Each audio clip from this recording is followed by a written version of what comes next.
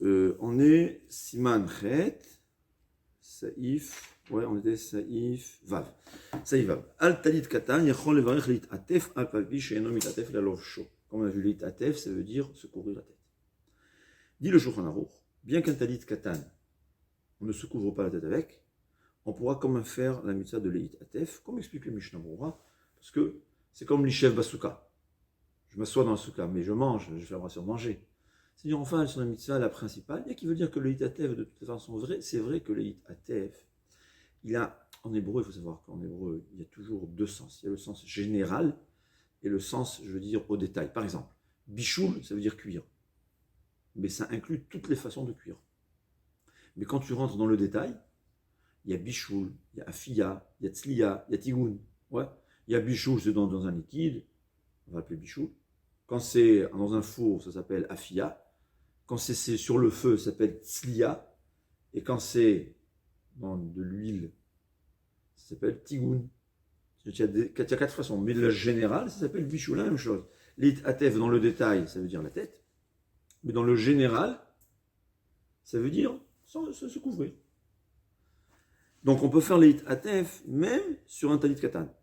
Auparavant, on a vu, il avait ramené le Shulchan Aruch, qu'il y a qui disent qu'il faut le hitouf. Par exemple, je ne connaissais pas le minhag des Ashkenazim. Les Ashkenazim, que les jeunes Bachurim qui n'ont pas de talit gadol, alors d'après le Shulchan Aruch, apparemment, il faudrait prendre le talit katan et se recouvrir la tête. Là, il ramène que le minhag des Ashkenazim ne pas le faire.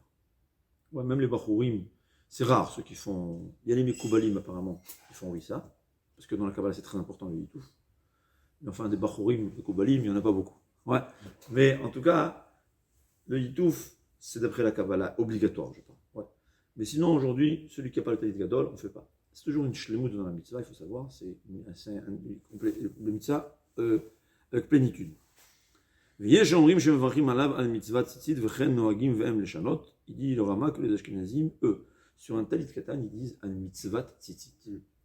Sur la mitzvah de tzitzit. Ce qui est intéressant, il y a une différence entre lehit atef et al mitzvah. C'est quoi la différence? Les hitatef, ça veut dire je bénis Hachem qui nous a ordonné de se couvrir. Ouais. De s'habiller, on va dire. Al mitzvah tzitzit, je bénis Hachem sur la mitzvah tzitzit. C'est deux sortes de brachot. Il y a qui disent pourquoi? Parce qu'en vérité, le talit katan, c'est pas toujours qu'il est la mitzvah complète. Il faut qu'il soit suffisamment grand. Et qui veulent dire qu'au fait, puisqu'on est aujourd'hui peut-être non, il y a des gens qui sont gênés de sortir dehors à talit katan, et qui disent que c'est même pas un habit. C'est pas évident qu'on fait la mitzvah. C'est sûr qu'on fait une mitzvah, parce que tout le monde le fait. Mais apparemment, c'est pas. Il y a des fois où on s'en sort pas bien avec la mitzvah. Ouais. Donc c'est pour ça qu'on préfère dire al mitzvah tzitzit sur la mitzvah, comme ça, même si le talit n'est pas vraiment cachère. La bracha ne se prendra pas les batailles. C'est saïf vav. Qu'est-ce que le Mishnah Berurah dit? Il dit que par contre, ce qu'il dit, il faut faire pour faire la bracha sur le talit katan, il faut qu'il y ait un minimum. C'est quoi le minimum? C'est 3/4 de hama. Alors, bon, franchement, on est juif, ça fait. Il y a qui disent 3/4 de hama, il y a qui disent hama. C'est quoi? De chaque côté, il y a une hama, une coudée sur une coudée, ou 3/4 de hama. C'est quoi 3/4? C'est quoi la hama? Est-ce que c'est 50 cm en 60? J'arrondis. Donc, vous voyez, il y a 4 mesures. C'est pour cela que si tu n'as pas la grande mesure, c'est un peu difficile de faire la bracha, mais. Comment dire, le minimum, il dit, c'est 3/4 de hama. Ouais. Avant, 3/4 de hama à l'arrière. Et c'est quoi la hama? D'après Rav Chaim Naé, ça fait environ 50 cm. Donc 3/4, c'est 40 cm environ. Hein, je n'aurais pas calculé rapidement. En tout cas, il faut qu'il y ait 40 sur 40. Mais dans les magasins, ils savent. Moi, je prends en général le grand chiot. Qu'est-ce qu'il y a? C'est pas grave. Hein? On veut que nos diamants soient les plus beaux diamants. Ouais, c'est comme ça. Il y a des gens que ça leur dérange pas, ils veulent un diamant, tu donnes n'importe quoi lequel. Moi, j'aime le beau diamant. C'est comment ils appellent? 4C, top. Ouais, j'essaye. Koulé haï oulai. Ouais, alors ici on pouvait. Mais au moins, on montre à Hachem qu'on veut. C'est déjà important. Parce que quand on veut, même si on ne fait pas, on veut. Il faut savoir, quand on veut beaucoup, même si on fait un peu, alors Hachem il dit, tu veux beaucoup? Allez. Dans Midat HaChesed, pas Midat Hadin, dit, qui peut tenir en Midat Hadin? Mais dans Midat HaRachamim, on montre à Hachem qu'on veut un peu, on veut le meilleur, alors Hachem, bon ça va, ça fait un peu d'effort. J'espère que c'est comme ça, ça me trompe, mais comme ça je pense. Saïf Zayn. Sarich lehafrid chute hatzitzit zemizé. Il faut séparer les fils les uns des autres. Ils ne doivent pas être emmêlés, entremêlés.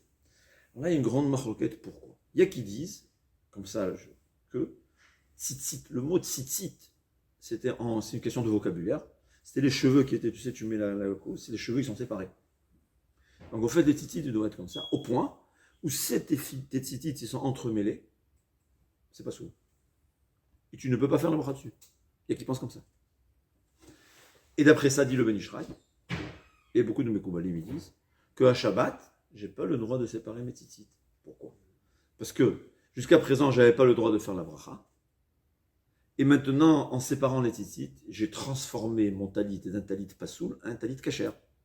Donc j'ai créé un talit pendant Shabbat. Dit le Ben Ishraï, tu vas pas le droit de séparer pendant Shabbat. Ravodia il permet. Il faut savoir que, bien qu'il y a des avis pareils que c'est pasoul, la halacha, elle est que ça reste kasher. Pourquoi? Parce que ce qu'on dit qu'il faut séparer ces tzitzit, c'est dans le temps du techelet. Quand il y avait le techelet et le lavan, il fallait séparer le lavan et le techelet. Là, dans le temps où j'avais le techelet, celui qui a le techelet aujourd'hui, et c'est mélangé, là c'est sûr que son talit, il n'y a pas le droit de faire la bracha dessus. Bon, à moins que ce n'est pas un techelet. Mais s'il pense que c'est le vrai techelet, il n'aura pas le droit, parce qu'on ne sait pas, c'est pas sûr. Il ne pourrait pas faire la bracha dessus, et Shabbat, ça sera interdit de séparer. Donc, dit le Mishnah Berurah, a posteriori, on peut faire la bracha dessus. Parce que c'est pas la halacha comme ça que c'est pas soul, puisque la halacha est parlée seulement de chelet, et donc le chaora, à Shabbat aussi, bien que le Ben Ishraï interdit, après Rav Ovadia, on peut suivre Rav Ovadia, parce que si tu te permets de faire la bracha, le chol sur un tzitzit pareil, tu devrais te permettre de les séparer pendant Shabbat. Bon, ceux qui suivent le Ben Ishraï, ils disent il ne faut pas le séparer. Ils disent pas assour, ils disent il ne faut pas séparer les tzitzit pendant Shabbat. Rav Ovadia il permet.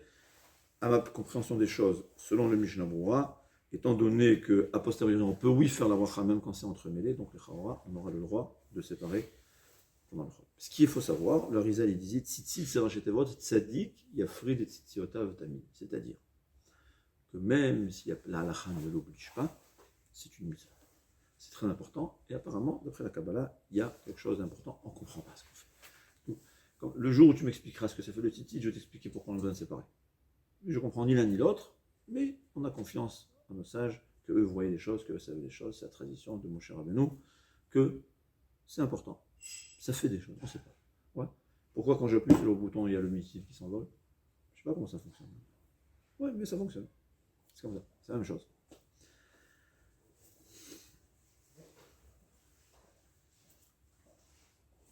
Moi, on a encore du temps.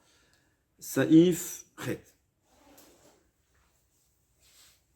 יכוון בהתעטפו שציוונו הקדוש ברוך הוא להתעטף בו כדי שנזכור כל מצוותיו לעשותיו. Ça c'est important. Mais avant ça, il y a ce qu'on appelle mitzvot tzrichot kavana. Il y a une machloket. Est-ce que quelqu'un qui fait une mitzvah sans savoir qu'il fait une mitzvah, est-ce qu'il a accompli ou pas? C'est une machloket. Ouais. Qu'est-ce que ça veut dire?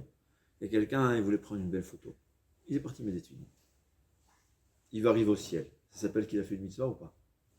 Pourquoi il met la photo de la tefilin? Pour les belles photos. Alors là, c'est une machloket. Il y a beaucoup qui disent, mais nous, quand on met les tefilin, pourquoi tu viens ici? Tu fais pour faire une mitzvah. Il dit, même ceux qui pensent que mitzvot tzrichot kavana, que pour être exempté d'une mitzvah, peut-être j'ai mal expliqué, ouais, parce que moi je crois.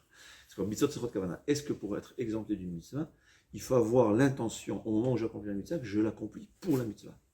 Ou bien, même si je ne l'ai pas accompli pour accomplir la mitzvah, je l'ai faite comme j'ai dit, pour je prends une belle photo. Ou bien je suis invité, il y avait la matzah avant, alors c'est bon la matzah. Mais je suis au courant de rien. Est-ce que ça s'appelle que j'ai fait une mitzvah ou pas? Ouais. Moi je pense qu'un juif, c'est mon avis personnel, je suis trop gentil, je ne sais pas si j'ai raison, on pense toujours pour une mitzvah. Ouais. C'est ou 1% ou 99%. C'est rare que ce soit 0%, c'est rare que ce soit 100%. En tout cas, en général, on fait la mitzvah. Mais je parle à quelqu'un vraiment, il est au courant de rien. Il ne sait pas.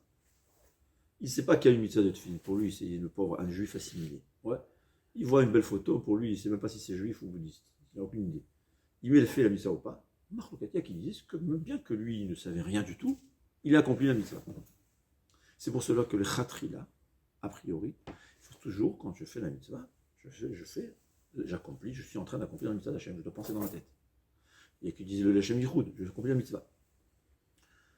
Il dit Rav Shlomo Zalman Auerbach, c'est sûr que quelqu'un qui vient à la synagogue, il met les tefilines, pourquoi je mets les tefilines? C'est peut-être inconscient, mais c'est sûr que la raison elle est parce que tu vas accomplir la mitzvah. Donc ça, d'après tout le monde, ça s'appelle que j'avais l'intention de faire la mitzvah. C'est pour ça que je donnais l'exemple de quelqu'un qui ne sait pas. Ouais. Les jeunes, on les force à faire la mitzvah, ils font pour la mitzvah parce que le maître, le directeur d'école, il veut que je mette les tefilines. Là, c'est un petit problème, peut-être. J'espère pas. Sur ça, je pense qu'un juif veut toujours faire une mitzvah. Je sais pas. Mais il y a 3 mitzvot où, à part l'intention d'accomplir la mitzvah, il y a une shlimut. Ce qu'on appelle une mitzvah, elle doit venir avec entière. Sa plénitude, c'est penser le but de la mitzvah. C'est quoi? Les tzitzit, c'est écrit les ma'an tizkeru. J'aime, il nous dit, tu mettras comme ça, vous vous souviendrez des mitzvot. Donc, et la soukha, la même chose, c'est pour se souvenir que la sortie d'Égypte, on était sous une soukha. Et la troisième mitzvah, être fini, évidemment. Les tefilines, il faut savoir. Parce que ça, on n'a pas encore parlé des tefilines. Quand je mets les tefilines, de la main pour soumettre mon cœur à Kadosh Baruch Hu, et à la tête pour soumettre mon cerveau, mon intellect à Kadosh Baruch Hu. Je vais donner l'exemple. En fait, les tefilines, c'est un câlin avec Kadosh Baruch Hu. Ouais, j'attache mon cœur à Kadosh Baruch Hu. Et j'attache ma tête avec Kadosh Baruch Hu. C'est pour ça que c'est un câlin. Et Kadosh Baruch Hu en échange aussi, il nous embrasse. Kadosh Baruch Hu aussi, il a des tefilines. Qu'est-ce que ça veut dire? La tefilin, c'est écrit Mikar Amecha Israël. Quand je mets les tefilines, j'enlace à Kadosh Baruch Hu, je t'aime, Kadosh Baruch Hu, je veux accomplir ta volonté. C'est vrai qu'après je l'oublie, mais je veux, au moins, c'est déjà bien. Et lui, en échange, je sais que Kadosh Baruch Hu, il m'enlace, il me dit je t'aime. C'est ça les tefilines. Il faut penser à ça. Je mets les tefilines de la main pour soumettre mon cœur à Kadosh Baruch Hu. Je mets les tefilines de la tête pour soumettre ma tête. Ça, je le dis, c'est une parenthèse, on va expliquer ça plus tard. Pour les tzitzit aussi, pour la shlemut de la mitzvah, il faut penser au moment des ans, le ma'an tizkeru. Je mets le tzitzit pour me souvenir de toutes les mitzvot. Et qui disent qu'il faut aussi rajouter peut-être le fait que c'est velotatou. C'est grâce à nous, ça nous protège de mauvaises pensées. En tout cas, l'essentiel, ce qu'il dit Shulchan Aruch, c'est se souvenir que la mitzvah, la shlemut de la mitzvah, c'est savoir qu'on le fait pour se souvenir de toutes les mitzvot d'Akadosh Baruch Hu. Shalom, uvracha, kol tov.